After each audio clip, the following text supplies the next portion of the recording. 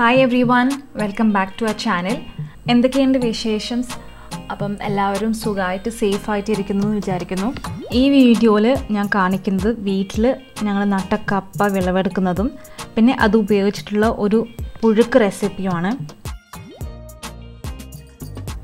ഇവിടെ ഉമ്മ ഒരുപാട് കപ്പ നട്ടുപിടിപ്പിച്ചിട്ടുണ്ടായിരുന്നു. അപ്പോൾ അതിൻ്റെ ആദ്യത്തെ ഹാർവെസ്റ്റിംഗ് ആണ്, ഇക്കൊല്ലത്തെ ആദ്യത്തെ ഹാർവെസ്റ്റിംഗ് ആണ് ഇപ്പോൾ നമ്മൾ ചെയ്യാൻ പോണത്.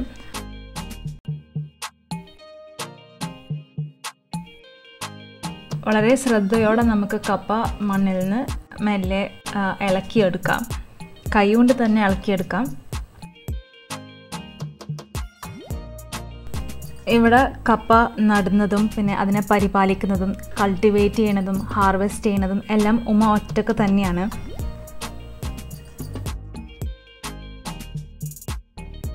മണ്ണ് കൈകൊണ്ട് മാറ്റി മാക്സിമം കിഴങ്ങ് പൊട്ടാതെ നമ്മൾ എടുക്കാൻ ശ്രദ്ധിക്കണം. ഇവിടെ കപ്പ നടുന്നതും അതിനെ പരിപാലിക്കുന്നതും പിന്നെ വിളവെടുക്കുന്നതും എല്ലാം ഉമ്മ ഒറ്റക്ക് തന്നെയാണ്. അതിനിടയിൽ എനിക്ക് പറയാനുള്ള ഒരു കാര്യം എന്താണെന്ന് വെച്ചാൽ, നമ്മുടെ യൂട്യൂബ് ഫാമിലി 1200 സബ്സ്ക്രൈബേഴ്സ് കടന്നിരിക്കുകയാണ്. അപ്പോൾ സബ്സ്ക്രൈബ് ചെയ്ത എല്ലാവർക്കും ഒരുപാട് നന്ദിയുണ്ട്. നിങ്ങളെൻ്റെ ചാനൽ ആദ്യമായിട്ട് കാണുകയാണെങ്കിൽ തീർച്ചയായും സബ്സ്ക്രൈബ് ചെയ്യുക. സബ്സ്ക്രൈബ് ചെയ്തവരാണെങ്കിൽ അതിനടുത്തുള്ള ബെല്ലൈക്കൺ കൂടി ക്ലിക്ക് ചെയ്യാം, നോട്ടിഫിക്കേഷൻസ് കിട്ടാൻ വേണ്ടിയിട്ട്.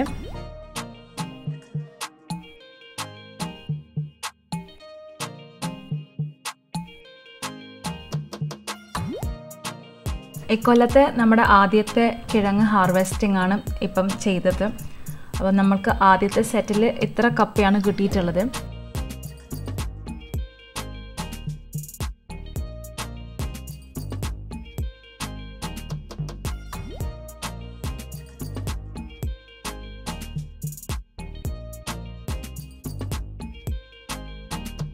കപ്പയുടെ മുകൾ ഭാഗം, അതായത് സ്റ്റെം ഭാഗം, അപ്പം നമുക്കത് ഇനിയൊരു സെറ്റ് കപ്പ നടാനായിട്ട് മാറ്റി വെക്കാം.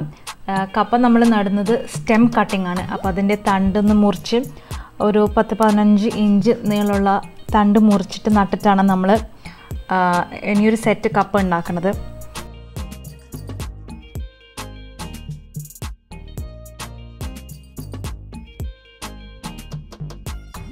ഇനി നമുക്ക് നമ്മുടെ കപ്പ പുഴുക്ക് എങ്ങനെയാണ് ഉണ്ടാക്കണതെന്ന് നോക്കാം. അപ്പോൾ അതിനായിട്ട് നമ്മുടെ കപ്പ നല്ലോണം വാഷ് ചെയ്തത്, പുറത്ത് മണ്ണൊക്കെ വാഷ് ചെയ്തിട്ട് ഇതിൻ്റെ തൊലിയൊക്കെ കളഞ്ഞിട്ട് ചെറിയ ചെറിയ പീസായിട്ട് മുറിച്ചിട്ടെടുക്കാം. കപ്പ നമ്മൾ ഒരുപാട് ചെറിയ പീസസ് ആക്കേണ്ട ആവശ്യമില്ല. ഒരു മീഡിയം സൈസ് കഷ്ണങ്ങളാണ് ഏറ്റവും നല്ലത്. ഒരുപാട് ചെറുതാക്കി കഴിഞ്ഞാൽ പിന്നെ പുഴുങ്ങുമ്പം നമ്മൾ വേവിക്കുമ്പം അത് കലങ്ങിപ്പോകും. നമ്മൾ ഈ മുറിച്ചെടുത്ത പീസസൊക്കെ നല്ലോണം വെള്ളത്തിൽ കഴുകിയിട്ടെടുക്കാം. അങ്ങനെ കപ്പൊക്കെ കഴുകി മാറ്റി വെച്ചതിന് ശേഷം നമുക്ക് നമ്മുടെ അടുപ്പ് റെഡി ആയിട്ട് എടുക്കാം. അപ്പം ഞാനിവിടെ തീ സെറ്റാക്കി എടുക്കുകയാണ്.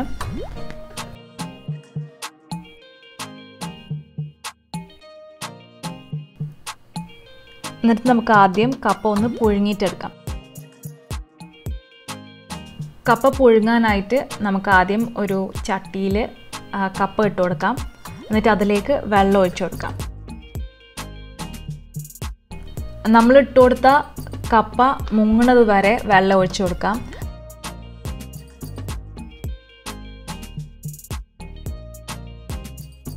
എന്നിട്ട് അതിലേക്ക് ലേശം മഞ്ഞൾപ്പൊടിയും ആവശ്യത്തിന് ഉപ്പും ഇട്ടിട്ട് നമുക്കൊന്ന് വേവാൻ വെക്കാം.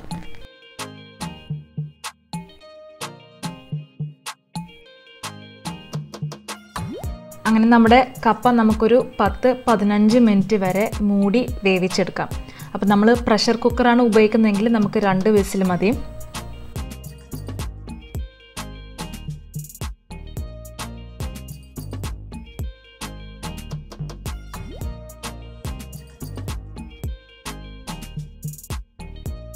നമ്മുടെ കപ്പ കഷ്ണങ്ങൾ മഞ്ഞൾപ്പൊടിയൊക്കെ പിടിച്ചിട്ട് നല്ല സോഫ്റ്റ് ആവുന്നത് വരെ വേവിച്ചിട്ടെടുക്കാം.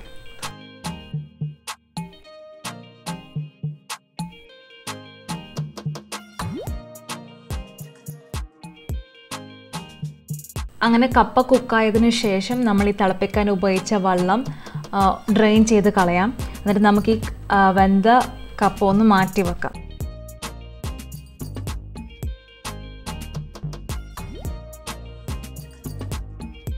വേറൊരു പാത്രം എടുത്ത് ആ പാത്രം ചട്ടി ചൂടായതിനു ശേഷം നമുക്ക് അതിലേക്ക് ലേശം എണ്ണ ഒഴിച്ചു കൊടുക്കാം.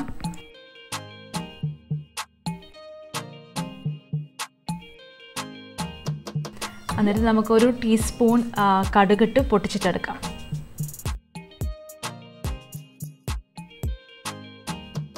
കടുക് പൊട്ടിയതിന് ശേഷം നമുക്കൊരു തണ്ട് കറിവേപ്പില ഇട്ടിട്ട് ഒന്ന് സ്റ്റെയർ ചെയ്തെടുക്കാം. എന്നിട്ട് അതിലേക്ക് 5 വറ്റൽമുളക് ഞാനിവിടെ പൊട്ടിച്ചിട്ടിടുകയാണ്. വറ്റൽമുളക് ഒന്ന് മൂപ്പിച്ചതിന് ശേഷം അതിലേക്ക് ഒരു 4-5 അല്ലി വെളുത്തുള്ളി കൂടി ഇട്ട് കൊടുക്കുന്നുണ്ട്. ഇതൊക്കെ മൂപ്പിച്ചതിന് ശേഷം ഞാനിതിലേക്ക് 1 ടീസ്പൂൺ മുളക് പൊടി കൂടി ചേർക്കുകയാണ്. അപ്പം മുളക് പൊടി ഓപ്ഷണലാണ്, നിങ്ങൾക്കിത് വേണമെങ്കിൽ സ്കിപ്പ് ചെയ്യാം. അതിന് പകരം പച്ചമുളക് ആഡ് ചെയ്യാം. ഈ എണ്ണയിലേക്ക് നമുക്ക് തേങ്ങയും കൂടി ആഡ് ചെയ്ത് ഒന്ന് പെട്ടെന്നൊന്ന് വഴറ്റിയിട്ടെടുക്കാം.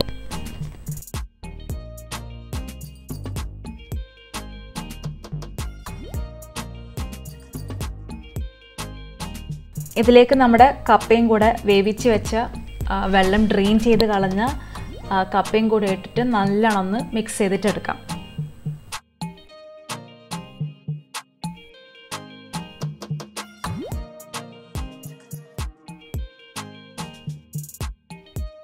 നമ്മുടെ വെരി യമ്മി ആൻഡ് ടേസ്റ്റി ആയിട്ടുള്ള കപ്പപ്പുഴുക്ക് റെഡിയാണ്. അപ്പം നമുക്കിത് വേണമെങ്കിൽ ബീഫിൻ്റെ കൂടെയോ അല്ലെങ്കിൽ മീൻ മുളകിലിട്ടത് അല്ലെങ്കിൽ വറ്റിച്ചതിൻ്റെ ഒക്കെ കൂടെ കഴിക്കുമ്പോൾ ഭയങ്കര ടേസ്റ്റാണ്. നിങ്ങൾ തീർച്ചയായും ട്രൈ ചെയ്ത് നോക്കുക.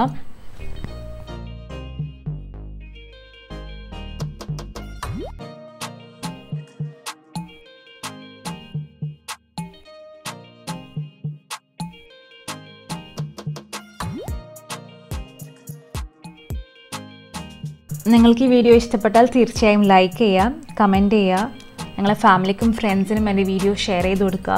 നിങ്ങൾ ഈ ചാനൽ സബ്സ്ക്രൈബ് ചെയ്തിട്ടില്ലെങ്കിൽ തീർച്ചയായും സബ്സ്ക്രൈബ് ചെയ്യുക. സബ്സ്ക്രൈബ് ചെയ്തവരാണെങ്കിൽ അതിനടുത്തുള്ള ബെല്ലൈക്കൻ കൂടി ക്ലിക്ക് ചെയ്യുക. വീണ്ടും കുറേ നല്ല വീഡിയോസായിട്ട് വരുന്നതാണ്. അതുവരേക്കും bye, take care, stay safe.